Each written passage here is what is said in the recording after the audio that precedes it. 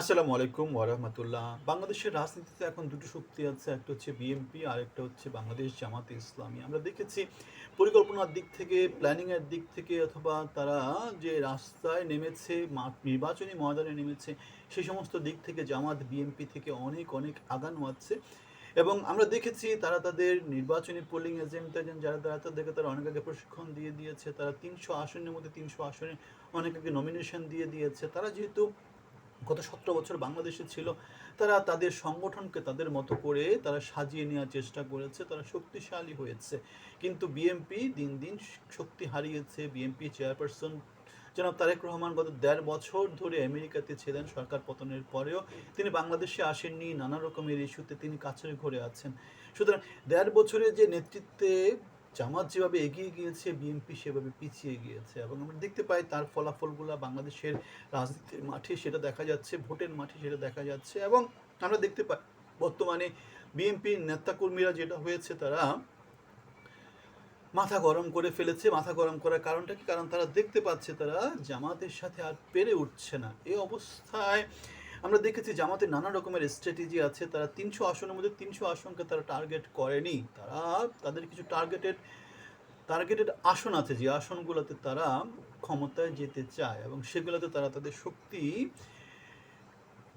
Accumulate করবে। যেমন শহর এলাকাগুলো, ঢাকা, চিটাগং, রাজশাহী, খুলনা, শহর এলাকাগুলোতে তারা তাদের শক্তি একসাথে করবে।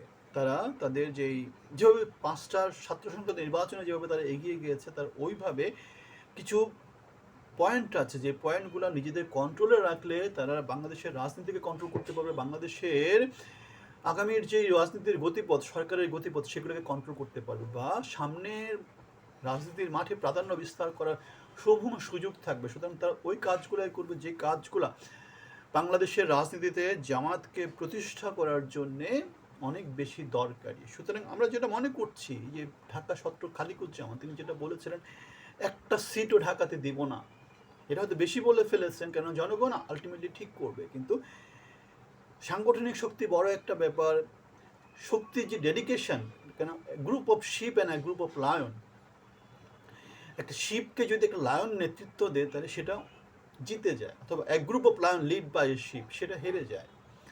বিএনপির ক্ষেত্রে যেটা হয়েছে, বিএনপির নেতৃত্বে শিপ আছে, লায়ন নাই। আর জামাতের ক্ষেত্রে কি হয়েছে, নেতৃত্বে লায়ন আছে, শিপ নাই। সুতরাং একটা পরিবর্তন আমরা আগামী সংসদ নির্বাচনে দেখতে পাবো। সেটা আমরা কেননা আমরা দেখতে পেয়েছি তাহের, অথবা ওইদিকে হচ্ছে গিয়ে জামাতের আমির শফিকুর রহমান, এরা সবাই সমাজের শিক্ষিত প্রচণ্ড মেধাবী লোকজন, ঢাকা মেডিকেল থেকে পড়াশোনা করেছেন, ডাক্তার হয়েছেন, সফল ব্যবসায়ী হয়েছেন। এদের সব কিছু সম্পর্কে আইডিয়া আছে, নির্বাচনী মাঠ সম্পর্কে আইডিয়া আছে, ভোটার সম্পর্কেও আইডিয়া আছে, কীভাবে কী করতে হয় সেটা তারা জানে। সুতরাং আমরা দেখতে পাই বাংলাদেশের পরিবর্তন একটা অবশ্যই স্তম্ভী। তারা বাংলাদেশের রাজনীতিতে জামাত আর পিছিয়ে যাওয়ার কোনো উপায় নাই। জামাত সামনে শুধু এগিয়ে যাবে, জামাত শুধু এগিয়ে যাবে।